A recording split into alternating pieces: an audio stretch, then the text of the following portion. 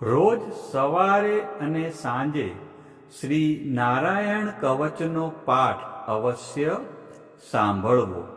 શ્રીમદ ભાગવતના 6ઠ્ઠા સ્કંધના 8મા અધ્યાયમાં શ્રી નારાયણ કવચ ત્વષ્ટા ઋષિના પુત્ર વિશ્વરૂપ ઇન્દ્રને કહે છે.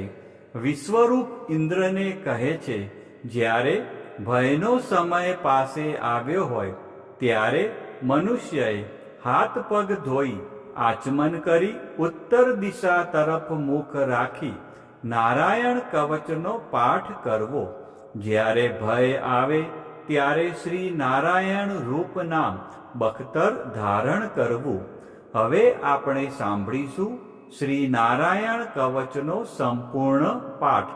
ગરુડની પીઠ પર ચરણ કમળ ધારણ કરનારા, 8 સિદ્ધિઓવાળા, 8 બાહુઓવાળા અને તે 8 બાહુઓ વિશે શંખ, ચક્ર, ઢાલ, ગદા, બાણ, ધનુષ તથા પાસને ધારણ કરનારા શ્રીહરિ મારી સર્વ પ્રકારે રક્ષા કરો.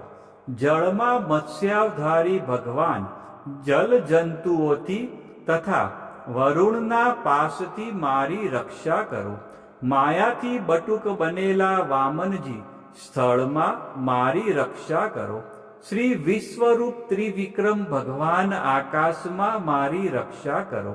અસુરના અધિપતિઓના શત્રુ ભગવાન નરસિંહ સંકટકારક વનવગડાઓમાં તથા સંગ્રામ વગેરેમાં મારી રક્ષા કરો, કે જે નરસિંહના ખડખડાટ હાસ્યના શબ્દથી દિશાઓ ગાજી ઉઠી હતી અને ગર્ભિણીઓના ગર્ભ પડી ગયા હતા. પોતાની દાઢથી પાતાળમાંથી પૃથ્વીનો ઉદ્ધાર કરનારા ભગવાન યજ્ઞમૂર્તિ વરાહ માર્ગમાં મારી રક્ષા કરો. પરશુરામ પર્વતોના શિખરોમાં મારી રક્ષા કરો અને ભરતના મોટા ભાઈ રામ તથા લક્ષ્મણ પ્રવાસમાં અમારી રક્ષા કરો. અભિચારી વગેરે સર્વ ઉગ્ર ધર્મમાંથી તથા પ્રમાદમાંથી શ્રી નારાયણ ભગવાન મારી રક્ષા કરો. નર ભગવાન ગર્વથી રક્ષા કરો. યોગના સ્વામી દત્તાત્રેય યોગ ભ્રંશથી મારી રક્ષા કરો. ગુણના સ્વામી કપિલ દેવ કર્મના બંધનથી મારી રક્ષા કરો. સનત કુમાર કામદેવથી મારી રક્ષા કરો. હયગ્રીવ ભગવાન રસ્તામાંથી જતા દેવતાઓને પ્રણામ ન કરવા રૂપી અપરાધમાંથી મારી રક્ષા કરો. દેવર્ષિ શ્રેષ્ઠ મુનિ નારદ ભગવાનની પૂજામાં જે કોઈ વિઘ્ન નડે તેનાથી મારી રક્ષા કરો. અને કૂર્મ અવતાર શ્રી હરિ સર્વ પ્રકારના નરકમાંથી મારી રક્ષા કરો.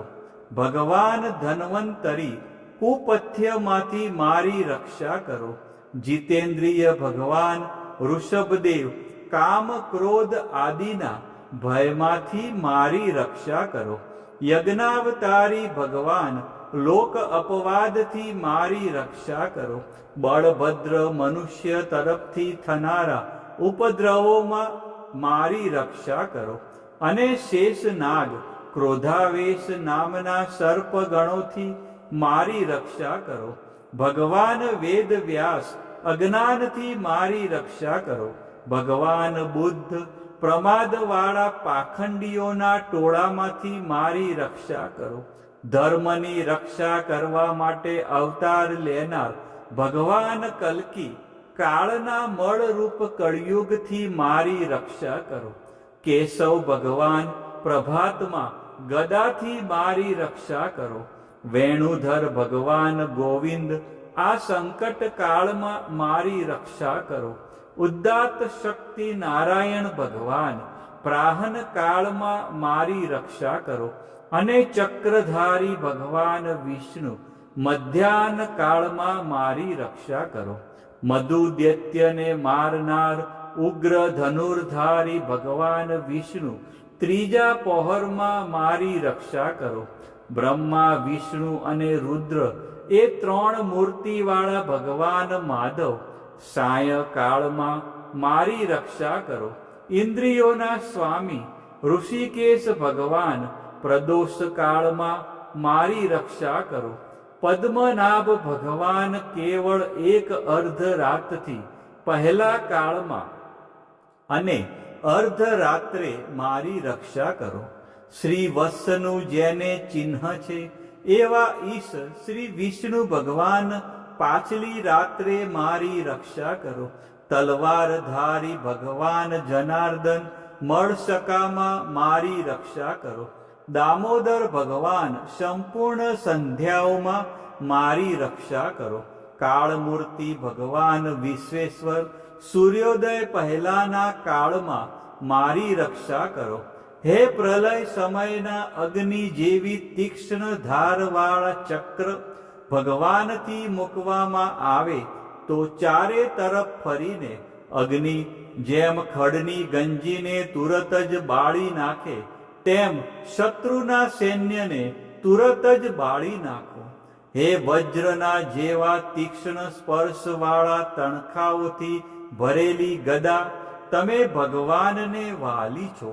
તમે કુષ્માંડ યક્ષ રાક્ષસ ભૂત તથા ગ્રહોને ભૂક્કો કરી નાખો તથા શત્રુઓના ચૂરે ચૂરા કરી નાખો.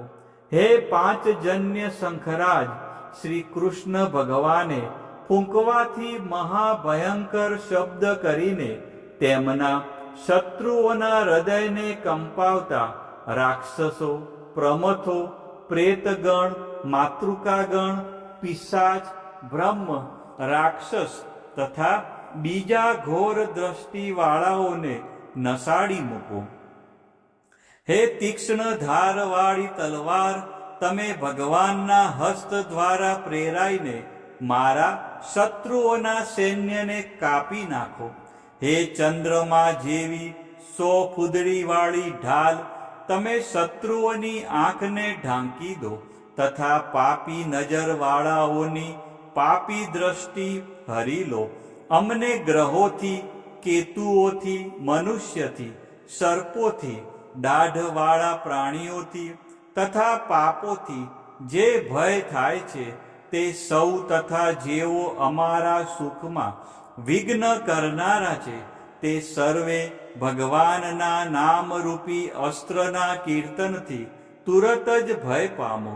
બૃહદંથંતર વગેરે સામના સ્ત્રોતોથી સ્તુતિ કરાતા વેદમય તથા સમર્થ ગરુડ ભગવાન સર્વ સંકટોમાં મારી રક્ષા કરો તથા વિશ્વકસેન ભગવાન પણ પોતાના નામો લેવા વડે સર્વ સંકટોમાંથી મારી રક્ષા કરો.